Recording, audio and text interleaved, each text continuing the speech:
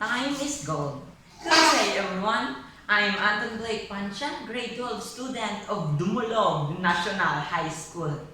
I'm here to present our recycling showcase tin cans category entry entitled Pea-Clock, a decorative wall clock. To make this Pea-Clock possible, the following materials were used.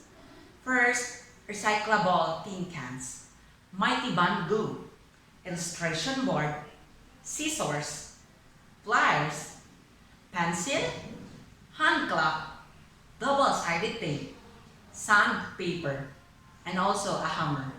To make this, the colored part of tin cans were cut and formed and glued on this part serve as a body. Feathers of a Pea-Clock.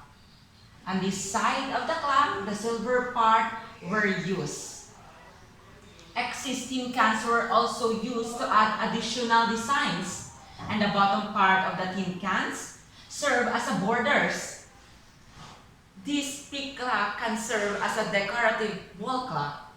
It is a cheaper decorative wall clock since recyclable materials were used. With this, we can lessen our environmental waste by converting tin cans into elegant looking clock, which can be used in our daily living.